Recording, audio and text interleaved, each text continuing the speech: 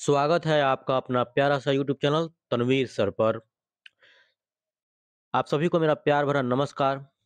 दोस्तों, आज साइंस का सेट 12 है और इस साइंस में हम लोग आज सिर्फ बायोलॉजी से कुल 20 प्रश्न पढ़ने वाले हैं। मैं आपको एक बात याद दिला दूं कि सक्षमता परीक्षा जो है वह आचार संहिता लागू होने से पहले ही होगा। इसलिए मेरे दोस्त, मेरे भाई, आप हर दिन थोड़ा-थोड़ा पढ़ लीजिएगा तो क्या होगा कि सक्षमता परीक्षा का जो है तैयारी हो जाएगा बहुत अच्छा से। आप जानते हैं और कहा जाता है कि बूँद-बूँद से घड़ा भरता है। इसलिए थोड़ा बहुत तैयारी कर लीजिएगा हर दिन, तो बहुत ही अच्छा तरीका से जो है तैयारी हो जाएगा। इसलिए हर दिन जो है थोड़ा बहुत पढ़ लिया कीजिए, वीडियो देख लीजिएगा तो तैयारी हो जाएगा और थोड़ा-सा मेहनत कर दीजिएगा आप भी, तो हो जाएगा।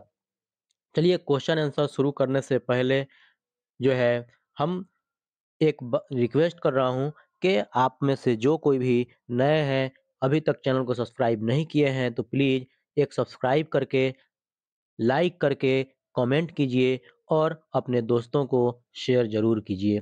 चलिए, पहला नंबर क्वेश्चन देखते हैं।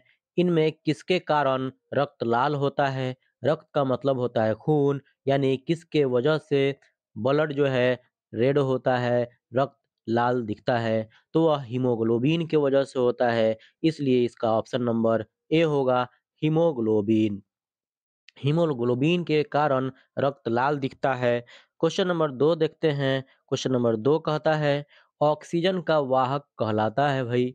ऑक्सीजन का वाहक, वाहक का मतलब होता है ढोने वाला, ढोकर ले जाने वाला, यानी शरीर में जो ऑक्सीजन का वाहक होता है, वह क्या कहलाता है? तो वह हीमोग्लोबिन ही होता है, जिसकी वजह से रक्त लाल होता है। वही हीमोग्लोबिन ऑक्सीजन का वाहक कहलाता है, ऑक्सीजन को ढोने वाला कहलाता है। ब्लड के माध्यम से वह जो है उसका आगे-पीछे यानी पूरे शरीर में घूमता है, इसलिए ऑक्सीजन का वाहक उसको कहा जाता है। वह हीमोग्लोबिन है, इसलिए इसका सही आंसर होगा ऑप्शन नंबर डी, हीमोग्लोबिन। चलिए नेक्स्ट क्वेश्चन की तरफ बढ़ते हैं। Question number 3। 3 नंबर क्वेश्चन कहता है, रक्त परिवहन के दौरान, परिवहन तो समझ ही रहे हैं, परिवहन का मतलब यहाँ से दूसरे जगह जाना, यानी एक जगह से दूसरी जगह जाना, वह परिवहन में आता है। तो रक्त परिवहन के दौरान हृदय में रक्त का भरना तथा फिर उसका बाहर निकलना क्या कहलाता है? क्या कहा क्वेश्चन? रक्त परिवहन के दौरान हृदय में रक्त का भरना और फिर उसका बाहर निकल जाना क्या कहलाता है? तो वह हृदय चक्र कहलाता है, क्योंकि वह हृदय में हो रहा है। इस और चक्र का मतलब घूमना होता है, परिवहन का मतलब घूमना होता है और रक्त परिवहन के दौरान कह रहा है हृदय में रक्त का भरना तथा फिर उसका बाहर निकलना, वह हृदय चक्र कहलाएगा। इसलिए ऑप्शन नंबर सी दिया हुआ है, हृदय चक्र, इसलिए इसका राइट आंसर हृदय चक्र हो जाएगा। चलिए नेक्स्ट क्वेश्चन की तरफ बढ़ते हैं। Question number 4। 4 नंबर क्वेश्चन कहता है, एक स्वस्थ व्यक्ति का सामान्य स्थिति में रक्तचाप कितना होना चाहिए? एक स्वस्थ सेहतमंद इंसान जो होता है, यानी उसका जो है रक्तचाप, रक्तचाप क्या है भई? वह ब्लड प्रेशर जो होता है उसी को रक्तचाप कहते हैं। तो वह यानी रक्तचाप जो है ब्लड का दाब जो होता है, यानी एक तरह से कहिए रोग के रूप में, बीमारी के रूप में जिसको ब्लड प्रेशर कहा जाता है। तो रक्तचाप एक स्वस्थ मनुष्य के लिए नॉर्मल कितना होना चाहिए? तो वह 120/80 होना चाहिए। 120/80, तो ऑप्शन नंबर बी इसका सही आंसर हो जाएगा। चलिए नेक्स्ट क्वेश्चन की तरफ बढ़ते हैं। Question number 5। 5 नंबर क्वेश्चन कहता है, प्रोटीन तथा एमिनो अम्लों के विखंडन के फलस्वरूप निर्माण होता है। भई प्रोटीन और एमिनो अम्ल के विखंडन यानी टूटने से, वो टूटने के बाद यानी फलस्वरूप, यानी विखंडन यानी टूटने के फलस्वरूप, टूटने के बाद निर्माण होता है। क्या बनता है भई? तो ऑप्शन ए कहता है सिर्फ अमोनिया, ऑप्शन अमोनिया भी बनता है। ऑप्शन बी कहता है सिर्फ यूरिया, सिर्फ नहीं बल्कि यूरिया भी बनता है। ऑप्शन सी कहता है सिर्फ यूरिक अम्ल, तो सिर्फ नहीं यूरिक अम्ल भी बनता है। ऑप्शन डी कहता है इनमें सभी, इसलिए इसका राइट आंसर होगा ऑप्शन नंबर डी, इनमें सभी। इनमें सभी यानी कि प्रोटीन तथा एमिनो अम्लों के विखंडन के फलस्वरूप क्या बनता है भाई? तो अमोनिया भी बनता है, यूरिया भी बनता है और यूरिक अम्ल भी बनता है। इसलिए ऑप्शन नंबर डी इनमें सभी हो जाएगा। चलिए नेक्स्ट क्वेश्चन की तरफ बढ़ते हैं। Question number 6। 6 नंबर क्वेश्चन कहता है स्थलीय जंतुओं में, स्थल का मतलब होता है जमीन, तो स्थलीय जंतुओं में सामान्यतः नाइट्रोजनी पदार्थों का शरीर से निष्कासन किस रूप में होता है? निष्कासन का मतलब होता है बाहर हो जाना, बाहर निकालना, निष्कासित हो जाना। तो वही कह रहा है स्थनीय स्थलीय जंतुओं में सामान्यतः नाइट्रोजनी पदार्थों का शरीर से निष्कासन किस रूप में होता है? तो ऑप्शन ए है प्रोटीन, प्रोटीन के रूप में नहीं होता है। ऑप्शन बी है यूरिया, वही यूरिया के रूप में होता है। इसलिए ऑप्शन नंबर बी इसका सही आंसर होगा यूरिया। वह यानी स्थलीय जंतुओं में सामान्यतः नाइट्रोजनी पदार्थों का शरीर से निष्कासन यूरिया के रूप में होता है। वह यूरिया के रूप में बाहर निकल जाता है यूरिया। चलिए नेक्स्ट क्वेश्चन देखते हैं। Question number 7। 7 नंबर क्वेश्चन कहता है किन जीवों में नाइट्रोजनी पदार्थों का निष्कासन यूरिक अम्ल के रूप में होता है? क्या कहा भाई? किन जीवों में नाइट्रोजनी पदार्थों का निष्कासन यूरिक अम्ल के रूप में होता है? ऑप्शन ए है सिर्फ रेप्टिलिया में, ऑप्शन बी है सिर्फ एविज में, ऑप्शन सी है दोनों में। तो भाई इसका सही आंसर होगा ऑप्शन नंबर सी, दोनों में। क्योंकि जो है नाइट्रोजनी पदार्थ का निष्कासन यूरिक अम्ल के रूप में जो है रेप्टिलिया में भी होता है और एविज में भी होता है। चलिए नेक्स्ट क्वेश्चन की तरफ बढ़ते हैं। Question number 8। 8 नंबर क्वेश्चन कहता है जीवों के शरीर में उपापचयी क्रियाओं के फलस्वरूप उत्पन्न अपशिष्ट पदार्थों का शरीर से बाहर निकलना क्या कहलाता है?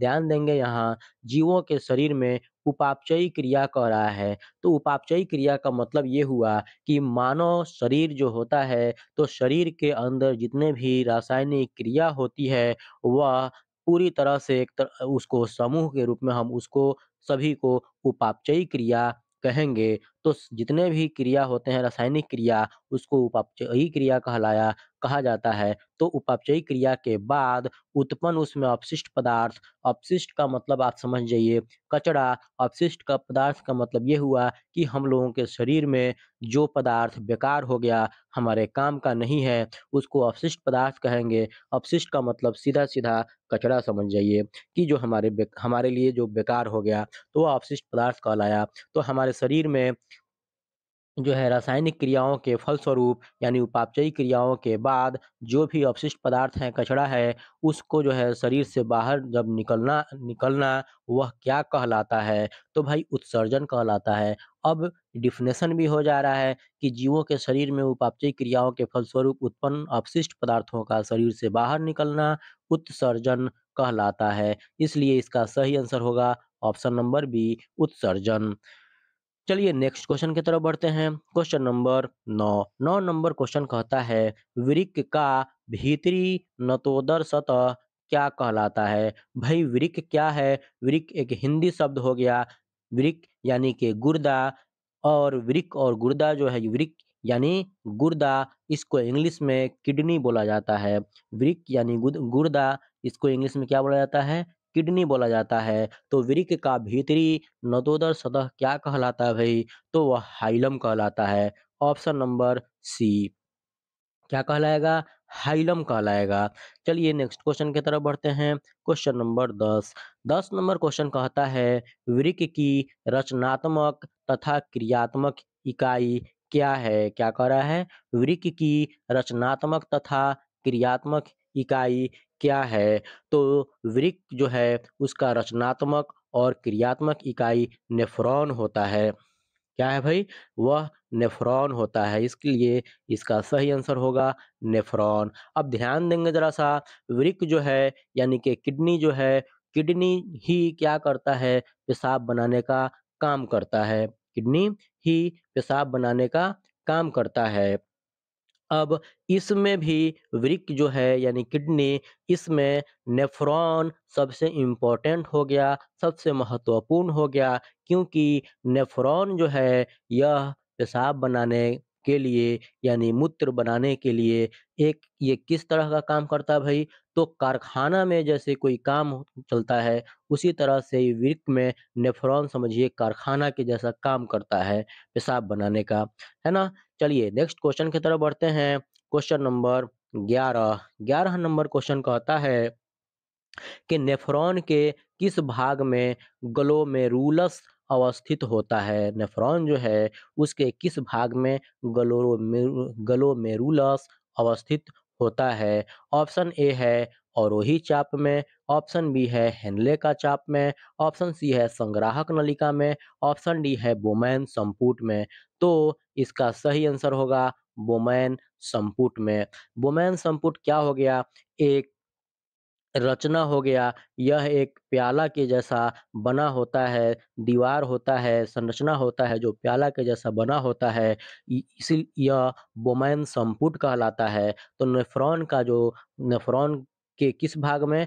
तो बोमैन संपुट में ग्लोमेरुलस अवस्थित होता है। चलिए नेक्स्ट क्वेश्चन की तरफ बढ़ते हैं। क्वेश्चन नंबर 12 12 नंबर क्वेश्चन कहता है, इनमें कौन सीधे मूत्रवाहिनी से जुड़ा होता है?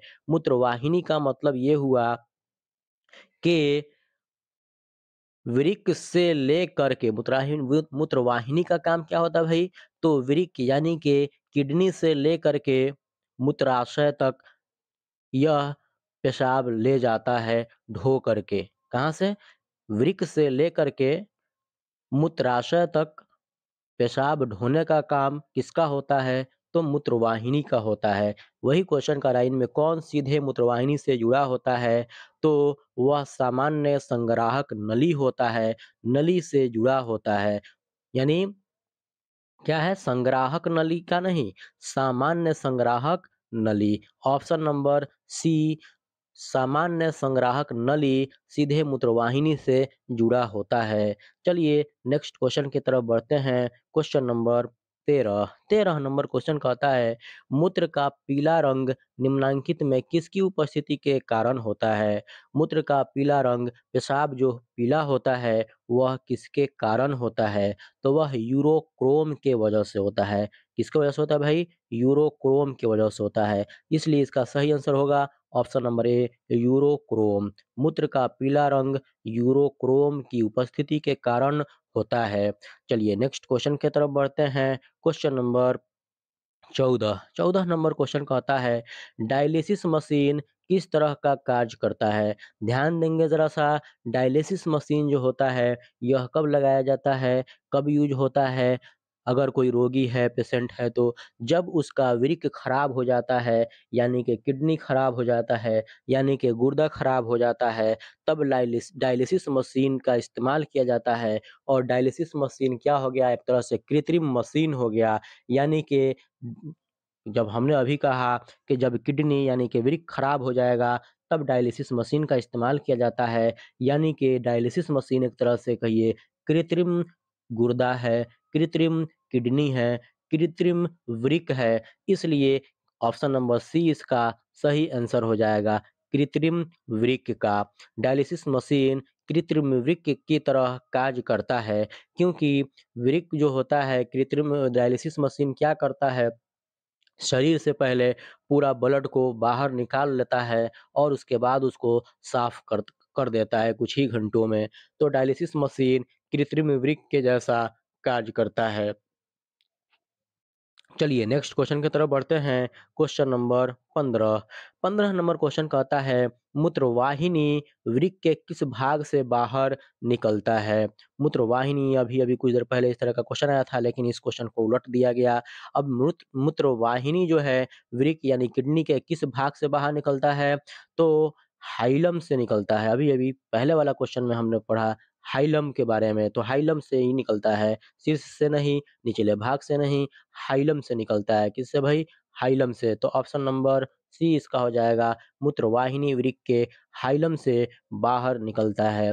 चलिए नेक्स्ट क्वेश्चन की तरफ बढ़ते हैं। क्वेश्चन नंबर 16 नंबर क्वेश्चन कहता है, मानव उत्सर्जन तंत्र का कौन सा भाग शरीर से सीधे बाहर खुलता है? कह रहा है मनुष्य के अंदर जो भी अपशिष्ट पदार्थ जो होते हैं वो बाहर निकलने के लिए कौन-सा जो है भाग शरीर से सीधे-सीधे बाहर खुलता है? तो ऑप्शन ए है मूत्राशय, ऑप्शन बी है मूत्रमार्ग, ऑप्शन सी है मूत्रवाहिनी, ऑप्शन डी है ट्राइगोन, तो ऑप्शन बी इसका सही आंसर होगा मूत्रमार्ग।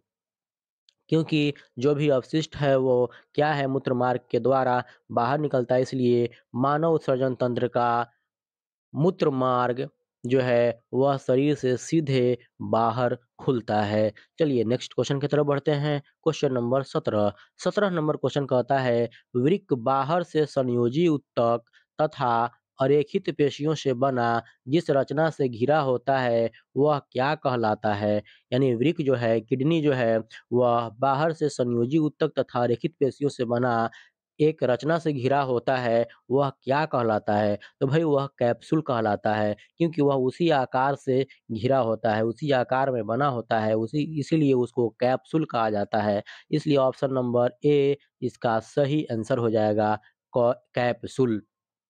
चलिए नेक्स्ट क्वेश्चन की तरफ बढ़ते हैं। Question number 18। 18 नंबर क्वेश्चन कहता है प्रत्येक मानव वृक्क में यानी कि प्रत्येक मनुष्य में वृक्क में उसके किडनी में नेफ्रॉन जो होता है उसकी संख्या कितनी होती है? वृक्क में कि नेफ्रॉनों की संख्या कितनी होती है? तो वह लगभग 10 लाख के बराबर होता है। ऑप्शन ए है लगभग 10, बी है लगभग 100, सी है लगभग 10,000, डी है लगभग 10 लाख। भाई ऑप्शन नंबर डी ही इसका आंसर हो जाएगा, लगभग 10 लाख। प्रत्येक मानव वृक्क में नेफ्रॉन की संख्या लगभग 10 लाख होती है। चलिए नेक्स्ट क्वेश्चन की तरफ बढ़ते हैं। Question number 19। 19 नंबर क्वेश्चन कहता है प्रत्येक नेफ्रॉन में स्थित एक प्याले जैसी रचना होती है, वह क्या होता है? क्या कहा भई? के प्रत्येक नेफ्रॉन में स्थित एक प्याले जैसी रचना होती है, वह क्या कहलाती है? तो प्याला जैसा रचना वाला के बारे में हमने कुछ ही देर पहले चर्चा किया, वह बुमैन संपुट होता है। इसलिए ऑप्शन नंबर ए इसका सही आंसर होगा बुमैन संपुट। प्रत्येक नेफ्रॉन में स्थित एक प्याले जैसी रचना होती है, वह बुमैन संपुट कहलाता है। चलिए नेक्स्ट क्वेश्चन की तरफ बढ़ते हैं। Question number 20। 20 नंबर क्वेश्चन देखने से पहले, समझने से पहले मैं आपसे फिर एक बार रिक्वेस्ट करूँगा कि अभी तक चैनल को आप सब्सक्राइब करना भूल गए हैं, तो मेरे दोस्त, मेरे भाई चैनल को एक सब्सक्राइब करके प्यारा-सा कमेंट करते हुए लाइक करिए और अपने दोस्तों को शेयर करना बिल्कुल नहीं भूलिए। क्वेश्चन देखेंगे, क्वेश्चन कहता है इनमें कौन साधारणतः मानव मूत्र में क्या कह रहा है? इनमें कौन साधारणतः मानव मूत्र में उपस्थित नहीं होते हैं? मनुष्य का जो पेशाब होता है, उसमें कौन इसमें से उपस्थित नहीं होता है? वही ऑप्शन ए है जल, यह उपस्थित होता है, बी है यूरिया, यह भी उपस्थित होता है, सी है सोडियम क्लोराइड, यह भी उपस्थित होता है, डी है सोडियम नाइट्रेट। तो ऑप्शन नंबर डी ही इसका